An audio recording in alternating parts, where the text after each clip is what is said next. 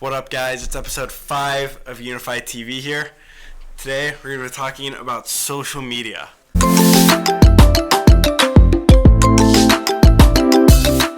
Today, we're going to be talking about social media. Today it was released that Microsoft is going to be buying LinkedIn for $26 billion.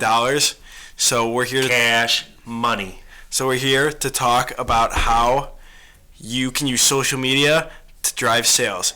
I have RJ Grimshaw here with us, our guest for this episode. He's the foremost expert on social media and sales. Nice to have you here, RJ. I wouldn't say I'm the foremost expert. I would say that I enjoy social media and I enjoy helping businesses with social media.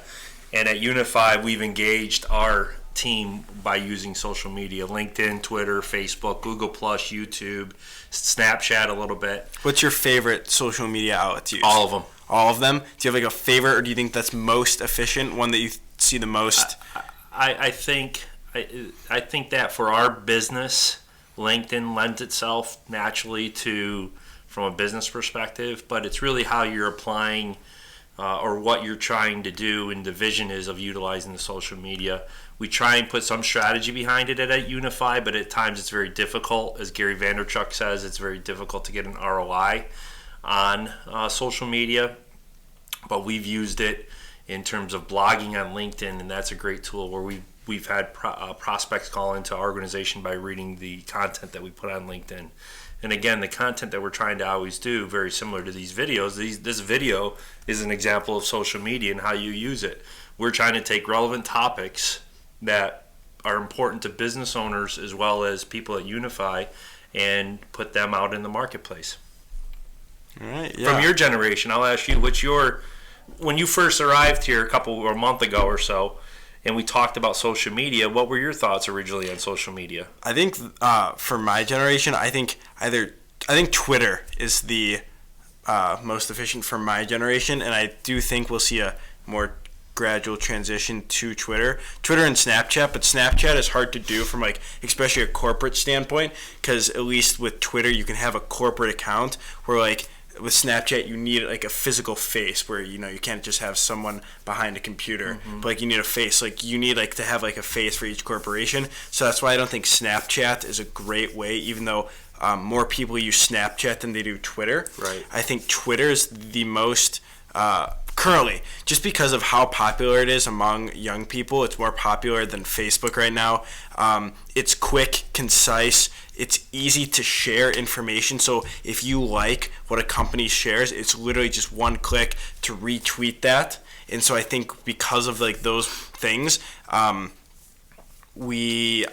Twitter is the best medium for millennials. Now LinkedIn, a lot of my peers have LinkedIn, but that's more for professional networking and less advertising. So most peers of mine have LinkedIn, not for the blogs and stuff you see on the trending page, but so that when a potential employer looks them up, it's a prerequisite now to have a LinkedIn. It's an online resume. It's amazing that you bring that up, because for anyone that's watching this video, any HR director, director of sales, any hiring manager in any organization probably does this. And if they're not doing it, shame on them. But the first thing that we do is we immediately go to LinkedIn and search the person. Right. And I don't want to say we rule out that person. Right. But they have a lot to overcome if they don't have a professional presence on LinkedIn with a good picture, good content of what they've done in their past, that they don't necessarily have to be active, but the information has to be current. And that's someone's digital resume.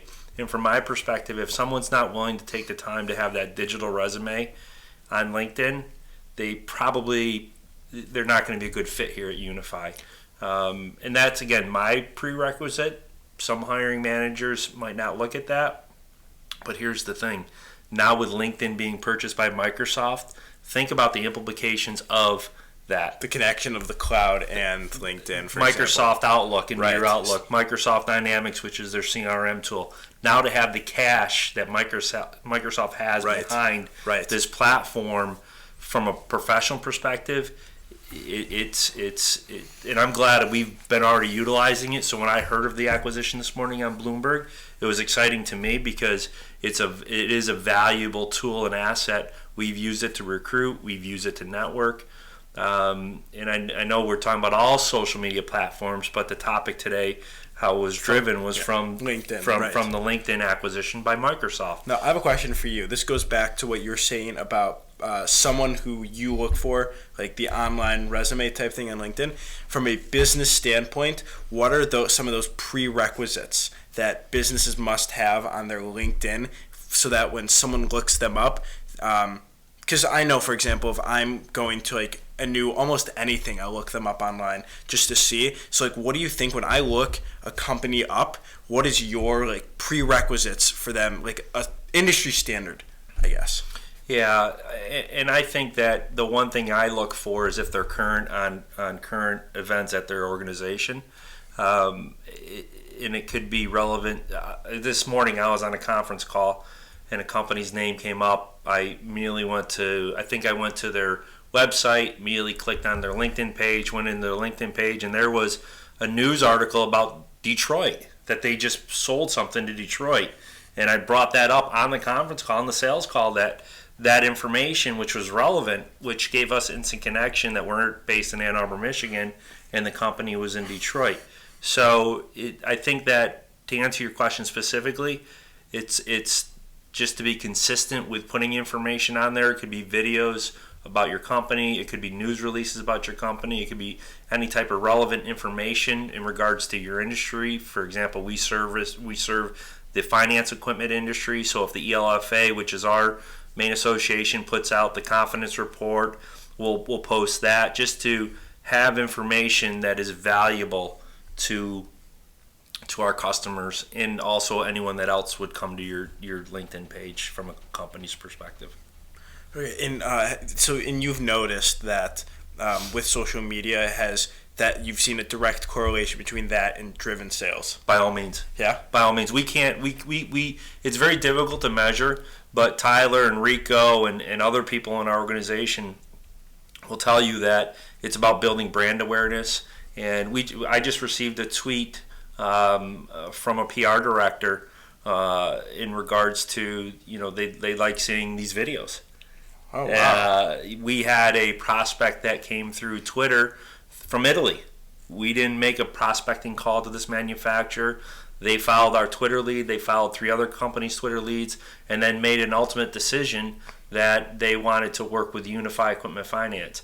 And I'm not afraid to share these secrets or share the success that we've had from it, because it takes hard work, dedication, and discipline to put the transparency of your organization out on Twitter. Matt Monero from CFF, he's a fan of social media. He could tell you many success stories of social media and how it helps his organization build brand awareness. So it has driven us from our sales and how the organization has grown from just 3 years ago to where we are today. And the cost associated, if it's done right, is very minimum. The other thing that we do is we promote our team members to be active in building their own brand on social media, and it's twofold: build their own brand while they're building UniFi's brand, and then you have a level of engagement from a person, we call it the social employee, that is engaged in evangelizing who we are, and there's a lot of transparency within the organization, and that's what people are looking for this day and age. It's not the big companies, and the big companies serve needs. We've all worked for them. I've worked for them, but I'd rather be the transparent company where we tell you who we are, and we've been doing the same thing since 1978. Right. Would you say that social media has become so important that it's something that companies, big or small, have to produce every day? Every single day there has to be something. I would say the good ones. You look at, for example, let's take a huge brand, Marriott. They have a whole dedicated team that's just around content and providing content to their social media. Look at Red Bull. Red Bull's number one revenue producing stream is from their media, from their TV channel. It has nothing to do with selling drinks. And we could go on and on with different examples of that. And the content is critical. And social media, it's such a broad term. It's we say social media can mean anything. It's really about the content and how you utilize the tools to provide the content to our customer base, and then the media, different media that you utilize to help build the brand selfishly, and then serve our customers. And if you look at my blog articles on LinkedIn, there's always content on either how you can acquire equipment or sell more equipment and help businesses acquire the equipment with monthly payments. Right. Okay. So I guess my last question for you then is, we see a lot more emphasis on streaming TV shows like Netflix, things like that. And so I guess that kind of takes away from traditional cable and like therefore traditional advertising. So do you see I guess exponential transition away from typical advertising, like radio, television, to more focused on social media, which really would, I guess, equalize the playing field for smaller companies that don't have the revenue or capital to spend millions of dollars on ads on like the Super Bowl? Yeah, by all means, it's already taking place, that there's more eyeballs on a Netflix episode, or there's more eyeballs on YouTube. And let's think about this. When you're sitting home at watching TV, I know at least in my family, if I'm sitting there watching TV, what's on my lap? Yeah, I usually have a computer. My laptop's on my lap, or my phone's in my face. Yep. Or my laptop's on my lap, my phone's in my hand, and the TV's on. Right. And that's the generation that we live in, and that's the new world we live in. So there's more eyeballs looking at this device, the mobile device, or your laptop, than there is a TV. And there's some stats that I'll search for them, and we'll add to this video in regards to Happy Days. I'm going to date myself here, where you weren't even born yet, was the number one rated show, and the market share that they had for the number one rated show. And then this past year, the number one rated show and the market share that they had. And I know Happy Days was maybe, and I'm just guessing at these numbers for example, but was at a 30% market share. And last year, the number one rated show, whatever it is, was at a 4% market share, and that was number one. So it just shows you all the different avenues that people put their time and their, again, back to eyeballs, and that's what we're all looking for, to sound different and create that awareness and omnipresence and things of that nature. Social media is the driving force from a cost perspective that to equal the playing fields. We don't, at UniFi, we don't have the same marketing budget as Wells Fargo or GE Capital or an Everbank or a DLL or any company. So we have to do it more creative, and it's actually more fun. Anyone can call an advertising agency and develop marketing. And I'm not discounting that. If we had that, we would be utilizing it, but we don't. So we try and utilize social media, Periscope, Blabs, and any new technology. We're fortunate that the team grasps quick, and this is a prime example of that. So I said last question, but this is the actual last question. Okay. Is there a point where you see social media oversaturation, where there's going to be just so much advertising that it's just people are just going to skip over it? Gary Vaynerchuk always says one thing: salespeople and marketing people always wreck everything. They always wreck everything. Let's look at click per words, or when you can buy words on Google's. Let's just go back to email. When email first came out, and then what did we do? We started spamming everyone. So everything that we do, to answer your question, yes.